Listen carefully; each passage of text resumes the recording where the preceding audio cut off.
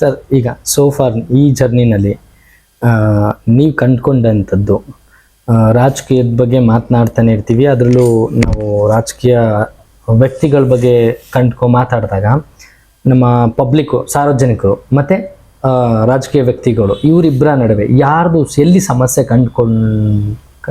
ಇರ್ಬೋದು ನಿಮ್ಮ ಪ್ರಕಾರ? ಎಲ್ಲಿ ಪ್ರಾಬ್ಲಮ್ ಇರ್ಬೋದು?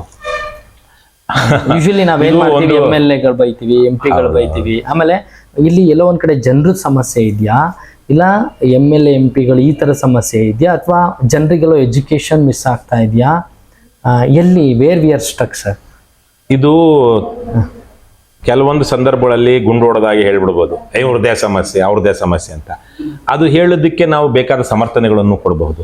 ಆದರೆ ಕೆಲವೊಂದು ಸಂದರ್ಭಗಳಲ್ಲಿ ನಾವು ಅದನ್ನ ಹಾಗೆ ಹೇಳೋದ್ರಿಂದ ತಪ್ಪಾಗುತ್ತೆ. ಅದು ಉತ್ತರ ಅಷ್ಟು ಸರಳವಾಗಿಲ್ಲ.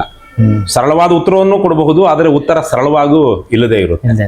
ಹಾಗಾಗಿ ನಾನು ಆ ವಿಚಾರವಾಗಿ ಇವ್ರದೇ ತಪ್ಪು ಅವ್ರದೇ ತಪ್ಪು ಅಂತಲ್ಲ, ಒಂದು ಹಂತಕ್ಕೆ ಮೂಲಭೂತವಾಗಿ ಹಲವಾರು, ಇದು ಪ್ರಜಾಪ್ರಭುತ್ವ ಅಂದ್ರೆ ಜನರ ಆಡಳಿತ, ಜನರೇ ಇಲ್ಲಿ ತೀರ್ಮಾನ ಮಾಡುವಂಥದ್ದು. ಸಮುದಾಯದ ತೀರ್ಮಾನ ಪ್ರತಿನಿಧಿಗಳನ್ನು ಆಯ್ಕೆ ಮಾಡ್ಕೊಳ್ಳುವಂಥದ್ದು. ಸೊ ಹಾಗಾಗಿ ಪ್ರತಿನಿಧಿಗಳು ಯಾರಾದ್ರೂ ತಪ್ಪಿದ್ರೆ ಅದಕ್ಕೆ ಯಾರದ್ದು ತಪ್ಪಿರುತ್ತೆ? ಮೂಲಭೂತವಾಗಿ ಪ್ರಜೆಗಳದೇ ಅಲ್ವಾ?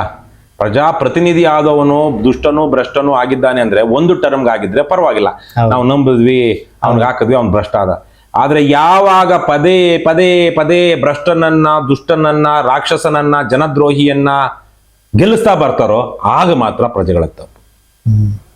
ಇವತ್ತು ನಮ್ಮ ದೇಶದಲ್ಲಿ, ನಮ್ಮ ರಾಜ್ಯದಲ್ಲಿ ಈ ತರಹದ ಯಾವೆಲ್ಲ ಭ್ರಷ್ಟರು, ಯೋಗ್ಯರು, ಲಂಪಟರು ಅಥವಾ ಅಪರಾಧಿಗಳು ಗೆಲ್ತಿದ್ದಾರೆ ಪದೇ ಪದೇ ಅಂದ್ರೆ ಅದಕ್ಕೆ ಜನರದೇ ತಪ್ಪು.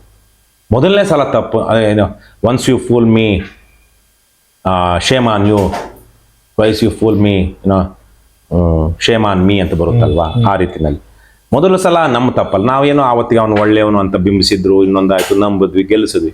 ಅವನು ಅದ್ರ ದುರುಪಯೋಗ ಪಡಿಸ್ಕೊಂಡು ಕೆಟ್ಟವನಾದ, ಅವ್ನು ಕೆಟ್ಟವನಿದ್ದಾನೆ ಅಂತ ನಮಗೆ ಗೊತ್ತು, ಆದರೂ ನಾವು ಗೆಲ್ಲಿಸಿದ್ವಿ ಅಂದ್ರೆ ಕೆಟ್ಟದಕ್ಕೆ ಪ್ರೋತ್ಸಾಹ ಕೊಡ್ತಿರೋರು ಯಾರು? ನಾವೇನೆ. ಸೊ ಹಾಗಾಗಿ ಇದು ನಂಬಬೇಕು ನಾವು ಜನರನ್ನ. ಹಾಗಾಗಿ ಮೊದಲ ಸಲ ನಂಬಿಸಿ ಬಂದವನು ಯಾವನಿರ್ತಾನೆ ಅವನು ಮೊದಲ ತಪ್ಪು ಅವನಿರುತ್ತೆ.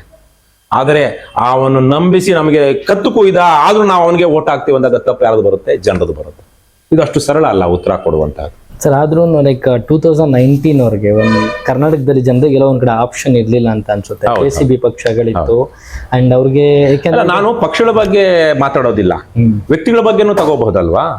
ಈಗ ವ್ಯಕ್ತಿಗಳನ್ನ ಕೂಡಿಸಿ, ಇದು it's not A presidential election that we are having, that it's not a presidential system, it's a parliamentary system. ಅಂದ್ರೆ ನಾವು ಶಾಸಕರನ್ನ ಆಯ್ಕೆ ಮಾಡ್ತೀವಿ, ಶಾಸಕರು ಮುಖ್ಯಮಂತ್ರಿ ಮಂತ್ರಿಮಂಡಲವನ್ನು ಆಯ್ಕೆ ಮಾಡ್ಕೊಳ್ತಾರೆ.